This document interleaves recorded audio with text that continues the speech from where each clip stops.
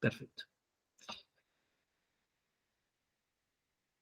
Entonces, lo primero que comenzamos en aquella sesión, recuerdo bien, era en poder hablar un poquito sobre cómo surge este concepto, cómo es que surge el concepto de educación inclusiva, cómo entendemos el concepto de educación inclusiva. Y en ese entonces hablábamos justamente de que en realidad todo buen docente desde hace muchos años sabe que no es suficiente únicamente con hablar de la adquisición del conocimiento, con hablar del desarrollo de habilidades cognitivas, sino que, sino que también se requiere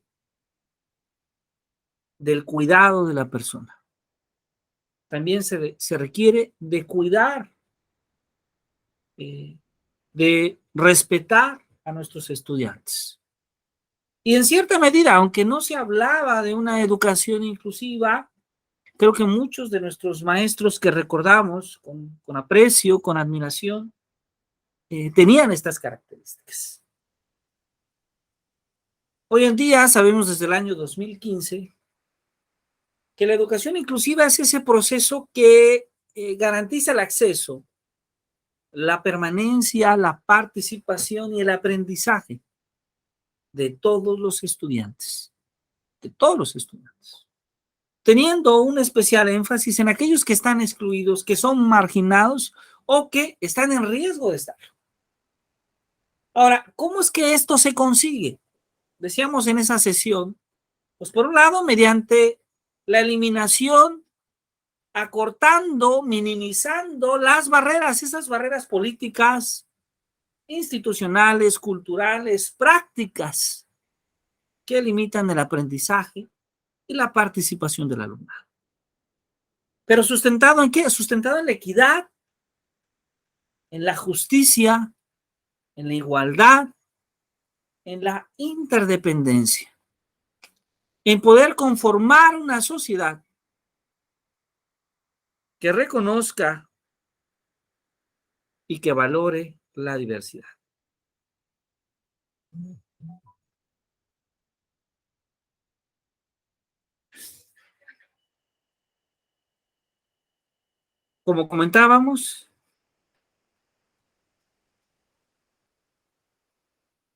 Como comentábamos desde esta perspectiva, mencionábamos justamente el hecho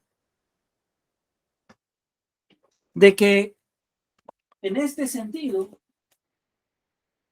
la educación inclusiva no solamente era una perspectiva educativa. La educación inclusiva también la podríamos entender como una meta, como un trayecto, como un camino, como ese camino que buscamos desarrollar en la educación.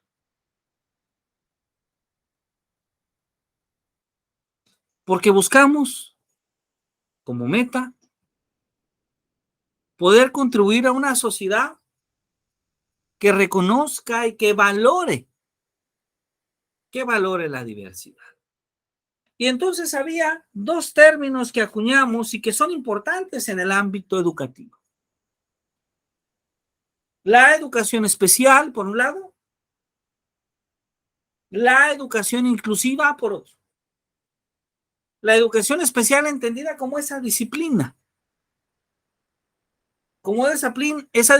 que busca atender a una población específica, aquellos alumnos con discapacidad, a los alumnos con actitudes sobresalientes, a los alumnos con dificultades de aprendizaje, de comunicación y de conducta. Mientras que la educación inclusiva es un enfoque que busca atender a la diversidad. Y para atender a la diversidad hay que considerar sus necesidades, sus intereses, las características propias que tiene esa diversidad, los estilos en que aprende, los ritmos, los tiempos en los que cada uno de los alumnos va desarrollando sus aprendizajes. Entonces, esta es una mirada muy interesante porque el enfoque de la educación inclusiva lo pueden desarrollar todos los campos de la educación y todos los niveles educativos. Hablábamos entonces de la equidad, hablábamos de la inclusión, hablábamos de la educación inclusiva, hablábamos de cómo ir construyendo ese tránsito, de cómo se eliminaban definiciones como problemas de lenguaje, adecuaciones curriculares, alumnado con necesidades especiales, problemas de aprendizaje, problemas de conducta, propuestas curriculares adaptadas a cómo incluir definiciones como barreras para el aprendizaje, la participación, dificultades severas de aprendizaje, dificultades de comunicación, dificultades severas de conducta, planes de intervención y ajustes razonables. Y es que de lo que se trata es de poder entender cómo funciona una escuela inclusiva. ¿Cuáles son las características que tiene una escuela inclusiva y cómo en nuestra escuela, en nuestra cotidianidad, podemos promover un modelo inclusivo? ¿Cómo podemos desarrollar un modelo que reconozca, que valore, que incluya a todos nuestros estudiantes? Y comentábamos en esa sesión que había varios aspectos, entre ellos promover la valoración de la diversidad, valorar más esa educación en diferencias, estas diversas personalidades que tienen nuestros alumnos. Reconocer, por otro lado, que no existe un alumno estándar. Entender que es la escuela quien se debe de adaptar a las necesidades de los alumnos. No los alumnos a las necesidades de la escuela. Garantizar entonces una participación de toda la comunidad educativa.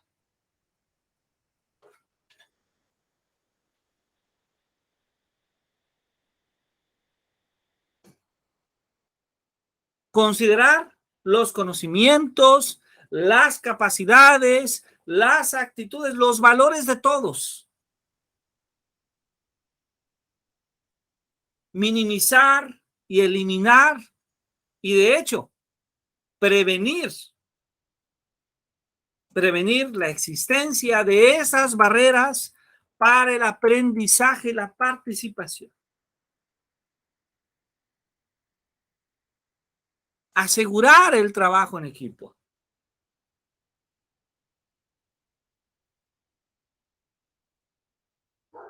Desarrollar un lenguaje común entre los profesores. Una manera de expresarnos de forma respetuosa, de forma cuidadosa, de forma inclusiva a nuestros estudiantes. Planear la enseñanza considerando los diversos ritmos, los diversos estilos de aprendizaje de nuestros estudiantes. Seleccionar, diseñar y adaptar los recursos educativos. ¿De acuerdo a qué? De acuerdo a las características de nuestros alumnos.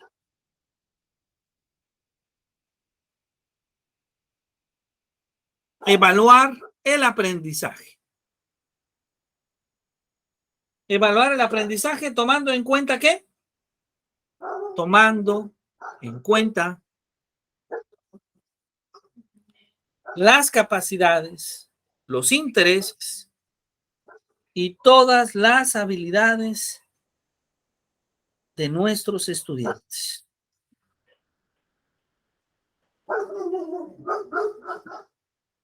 Asegurar, por otro lado, que todos los alumnos experimenten, que todos los alumnos vivan logros. Y desde luego, tener altas expectativas sobre nuestros alumnos, creer en nuestros alumnos, confiar en nuestros alumnos.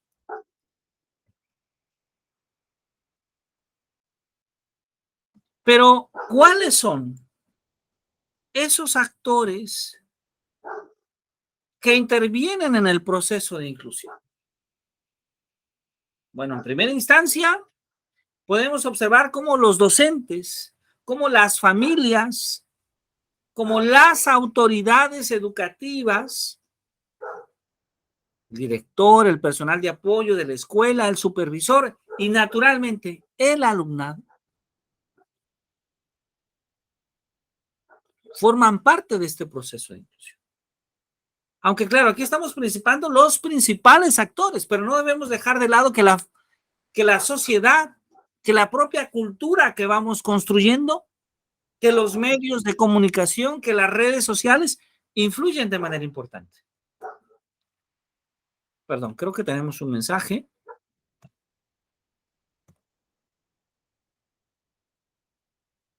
Un momento, por favor. Ah, gracias, gracias. Creo que ya se pudo conectar, ¿verdad? La maestra. Excelente.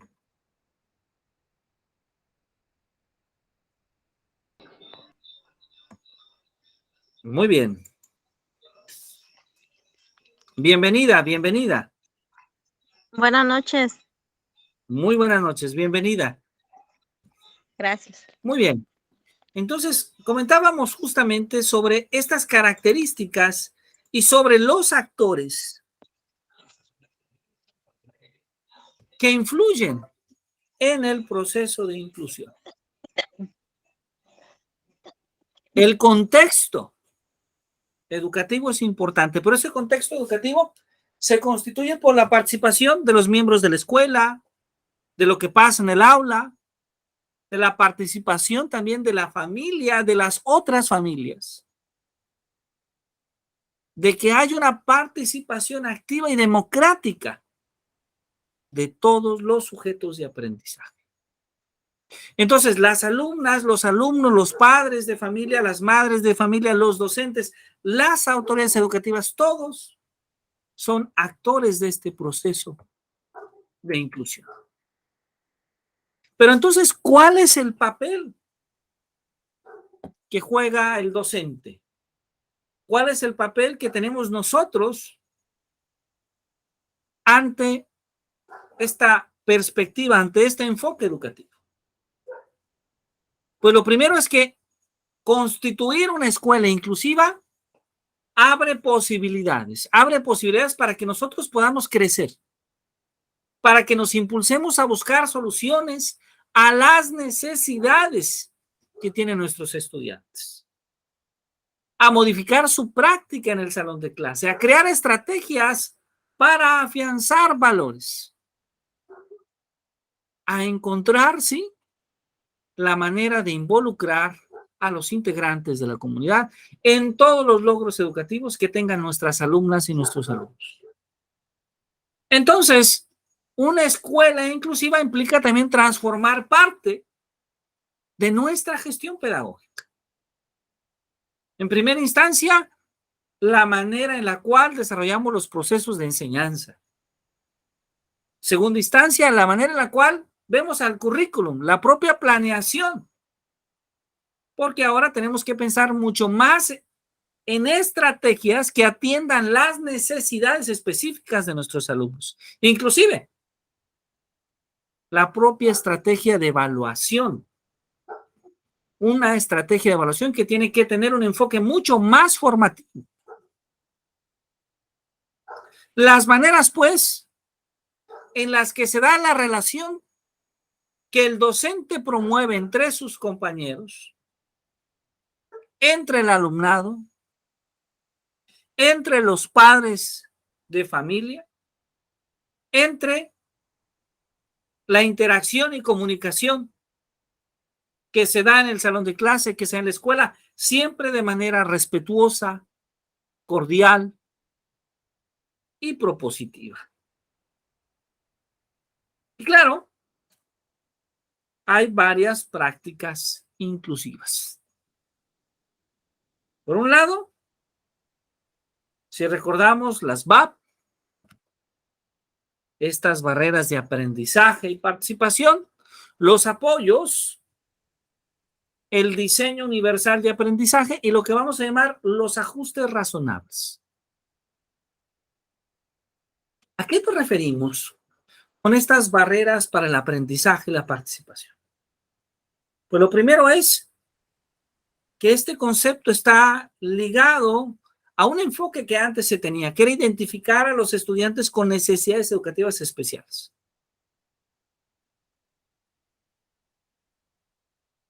Y entonces se asumía, por ejemplo, anteriormente, que el alumno tenía necesidades educativas especiales. Escuchemos cómo inclusive se escucha este término.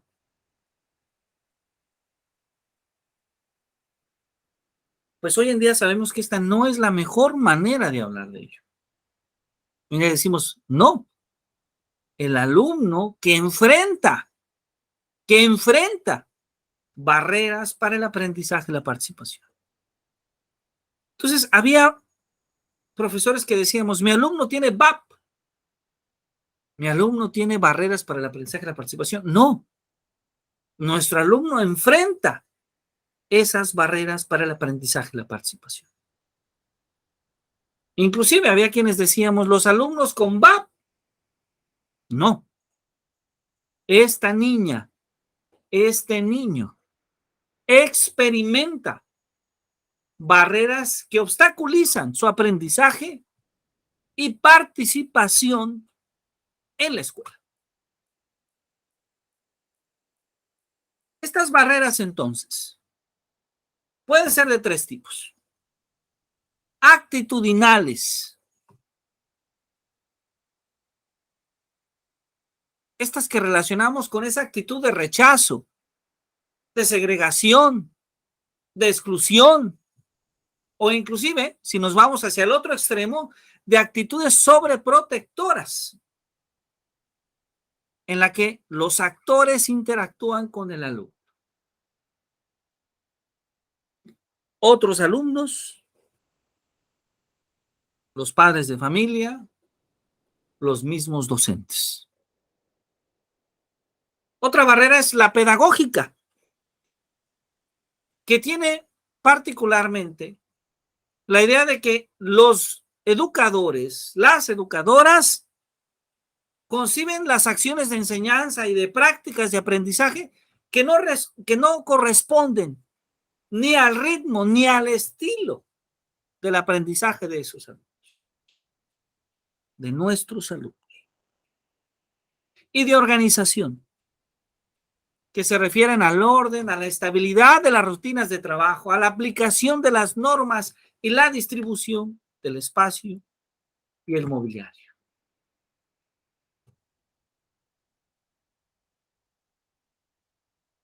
Todas las acciones que aumentan la capacidad de una escuela, nos estamos refiriendo a los apoyos, para dar respuesta a la diversidad del alumnado y que reducen justamente las barreras de aprendizaje y participación. ¿Qué tenemos que considerar? Pues primero es su intensidad y su duración, que va cambiando, que va variando de acuerdo a las personas, a las situaciones, a los momentos. Segundo, que estos apoyos puedan abarcar preferiblemente todas las áreas de la vida de los alumnos, que puedan fomentar la participación en igualdad de condiciones y en diferentes contextos, que puedan ayudar a la mejora de los procesos de enseñanza y del aprendizaje con una orientación inclusiva, que implican a todo el personal, los estudiantes y sus familias, Y desde luego, también hablamos de apoyo cuando las maestras y los maestros planificamos y evaluamos teniendo en cuenta el diseño universal de aprendizaje. Entonces, algunos ejemplos de apoyos es, bueno, si enfrentamos la discapacidad intelectual, el uso de material concreto, de textos en lectura fácil. Si enfrentamos la discapacidad auditiva, la lengua de señas mexicana, el uso de auriculares, de implantes cocleares. Si enfrentamos la discapacidad motriz, las sillas adaptadas, las rampas. Si enfrentamos la discapacidad visual, los textos en sistema braille de macrotipo, los bastones, el ábaco de Cranmer, el perro guía. Si enfrentamos el trastorno del espectro autista, las experiencias de aprendizaje en contextos naturales, utilizar las secuencias como un elemento muy importante, y desde luego los accesorios de protección sensorial, los pictogramas. Ahora, un tercer elemento muy importante es el diseño universal para el aprendizaje. Y este diseño universal para el aprendizaje a lo que refiere es a diseñar materiales y actividades didácticas que permitan que los objetivos de aprendizaje sean alcanzados por nuestros alumnos independientemente de sus capacidades. Se aplica entonces en la elaboración del currículum para que éste sea flexible. Y claro, hay que enfocarnos en los objetivos, en los contenidos, en los materiales y en la evaluación y que estos estén dirigidos hacia todos.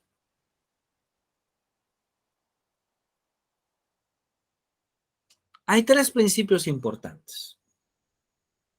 El primero es el uso de los múltiples medios de representación. El qué del aprendizaje.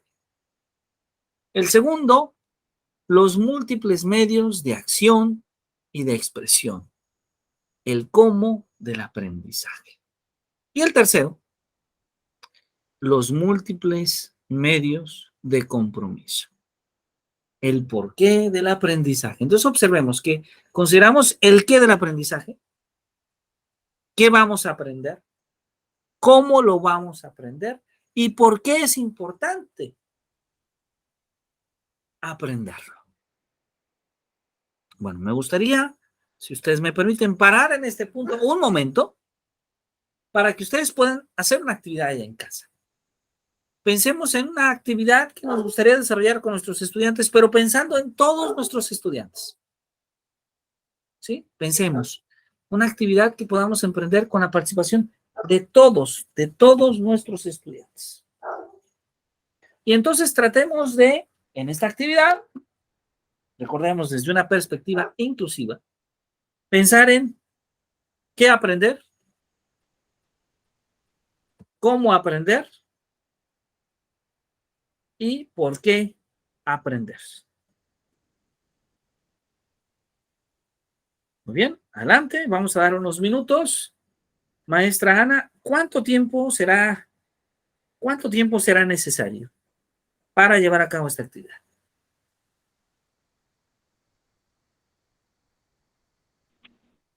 De unos 5 minutos. Ok, vamos a dar unos 5 minutos. Ujú. Adelante, por favor.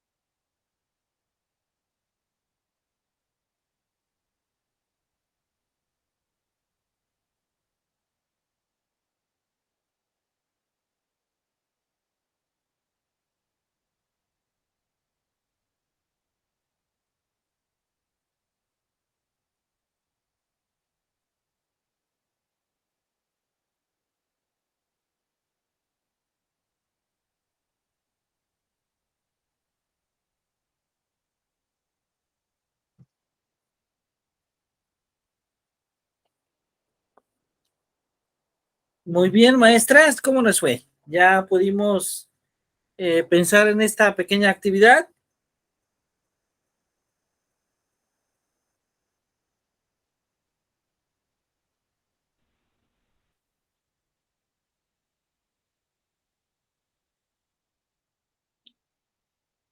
Sí, ya terminé. Excelente, excelente. Muy bien. Si gusta compartirnos, adelante, maestra, por favor. Sí. Situación de apoyo, los valores, el respeto, la solidaridad y la cooperación. Concientizar a los alumnos la importancia de tener nuestros valores bien arraigados para usarlos cuando lo consideremos necesario. ¿Qué aprender? Los valores del respeto hacia todo nuestro medio, iniciando por nuestros compañeros, las plantas, los animales, ya que todos tenemos sentimientos y necesitamos ser respetados, al igual que ser solidarios con otros, así como queremos que los demás fueran con nosotros. ¿Cómo aprender?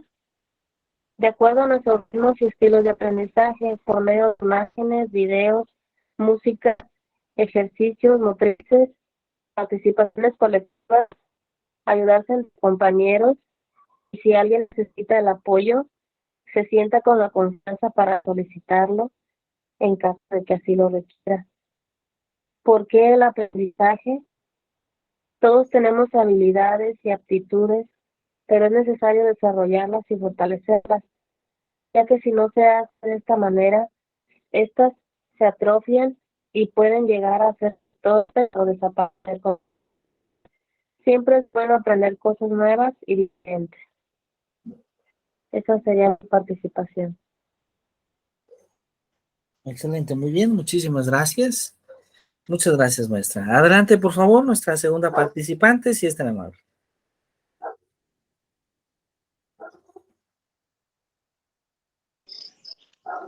Ah,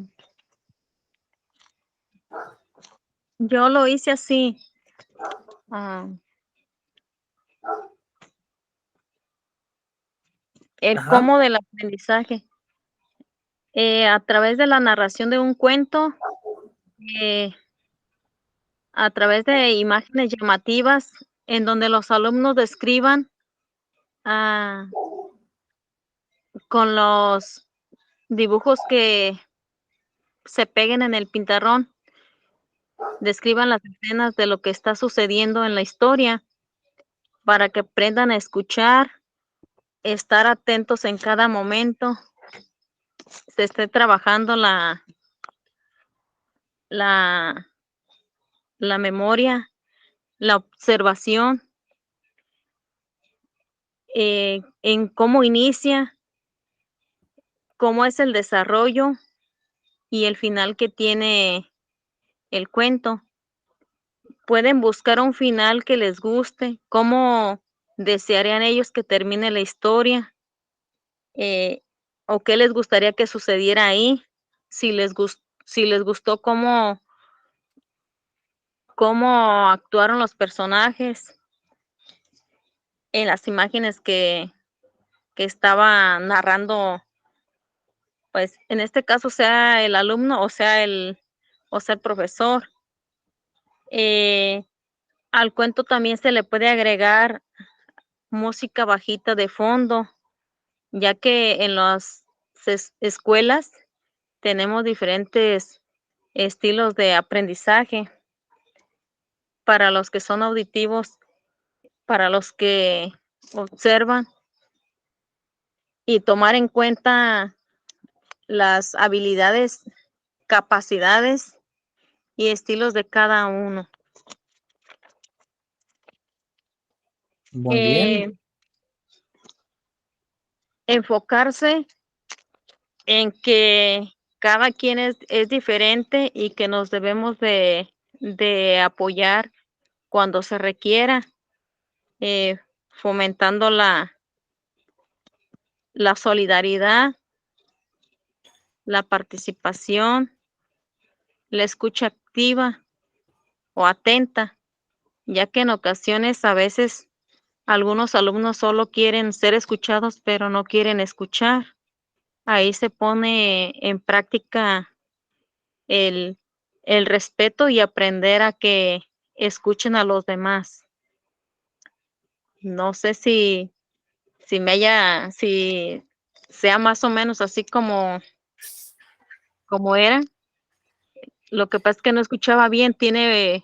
Aquí hay fiestas y ponen música y pasan anuncios y no escuchaba muy bien las indicaciones.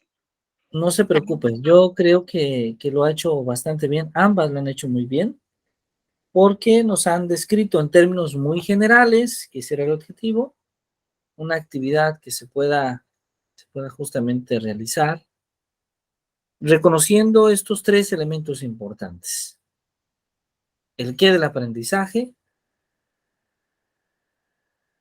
el cómo del aprendizaje y finalmente el por qué del aprendizaje. ¿Sí? Muchas gracias a ambas. Vamos entonces a continuar, porque todavía hay más que decir. Y es que este tercer elemento que llamamos justamente diseño universal para el aprendizaje, comentábamos hace un momento que está basado, que tiene tres principios fundamentales. Y vamos a tratar de hablar de estos tres principios para con ello cerrar nuestra presentación. Bueno, el primer principio es justamente proporcionar múltiples formas de representación. Este principio está muy relacionado a entender, a caracterizar cómo son nuestros estudiantes, cuáles son sus características, cuáles son sus habilidades, cuáles son esas barreras a las que enfrentan para el aprendizaje y la participación. Bueno, ¿y esto es relevante por qué?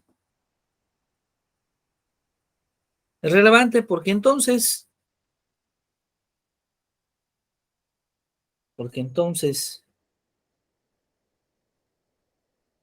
podemos contribuir a desarrollar una clase donde podamos tomar en cuenta a todos.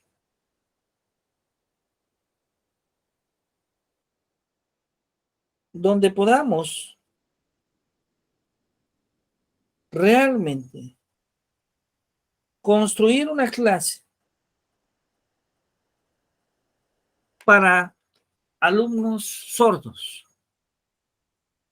para alumnos ciegos, para alumnos con discapacidad intelectual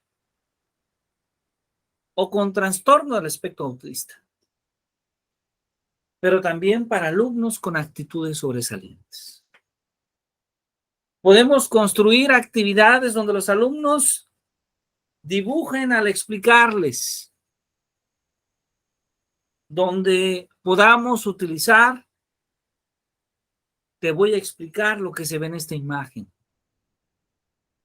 donde podamos describir verbalmente lo que alguien más observa, donde podamos facilitar, conocer y comprender algo cuando lo tocan, cuando lo palpan, cuando lo modelan, cuando lo huelen,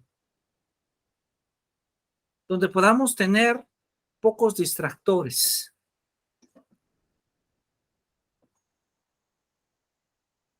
donde podamos sugerir más y diferentes opciones de información, libros, internet, exposiciones. ¿De qué estamos hablando? Estamos hablando de considerar las muy variadas formas que tienen nuestros estudiantes para aprender. Y entonces preparar nuestra clase no solamente considerando un estilo, no solamente considerando o priorizando una forma de aprendizaje, sino pensando en que hay una gran variedad de formas de aprendizaje. El segundo principio es proporcionar múltiples formas de acción y de expresión. Lo que estamos pensando es que el alumno esté activo, que el alumno no solamente esté en el salón de clases, sino que haga, participe y se apropie de la clase. Se dé cuenta que es él quien debe de gestionar su propio aprendizaje, pero nosotros tendremos que contribuir a ese proceso de gestión. Para que el alumno pueda utilizar un tablero para comunicarse o algún software, si tiene algún tipo de discapacidad motriz, si enfrenta una discapacidad motriz. Un alumno sordo que aprende el lenguaje de señas mexicanas. Un alumno que puede elaborar tareas más allá, con retos cognitivos más amplios, como ensayos, como dibujos, como exposiciones, para nuestros alumnos con actitudes sobresalientes. Entonces, esto implica poder monitorear el avance de nuestros estudiantes, estar de cerca de ellos y también ofrecer de manera constante retroalimentación. Evaluar desde forma diagnóstica, pero sobre todo de manera formativa, de manera sumativa. Y enriquecer con más instrumentos de evaluación. No simplemente el examen, no simplemente un método de evaluación que privilegie una forma de aprender con respecto a las otras. Usar la observación, las rúbricas, los portafolios, los diarios, las pruebas orales o escritas, las listas de cotejo, entre otros. Y el tercer principio. El tercer principio, un principio muy importante. El proporcionar múltiples formas de motivación. Sí, vamos a buscar que nuestros alumnos estén motivados. En primera instancia, para que podamos captar su atención. Para que nos puedan escuchar. Para que los podamos hacer partícipes de nuestra clase. Pero más aún,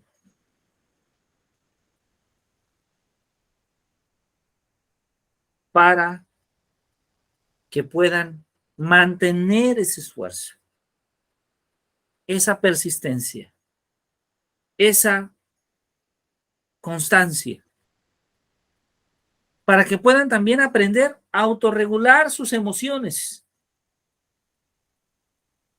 a descubrir quiénes son, a descubrir cómo pueden ellos mismos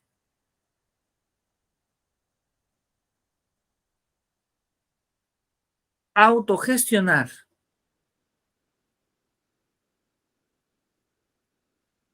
sus aprendizajes, sus emociones.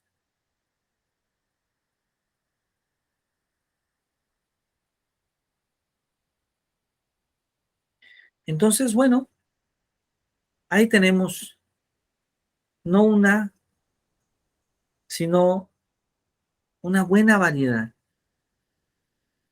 de acciones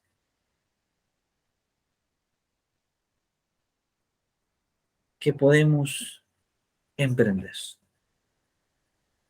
y que los invitamos a todos a que sean partícipes, a que vayamos juntos transformando poco a poco nuestra práctica docente. Muy bien, pues si están de acuerdo con ello, terminamos esta sesión de trabajo. ¿Dudas? ¿Preguntas? Estamos a sus órdenes. Ninguna, doctor.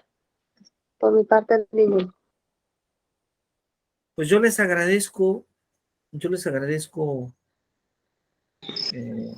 mucho Ninguna. Gracias. su trabajo.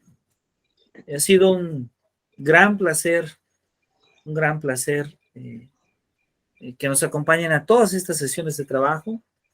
Y bueno, los invitamos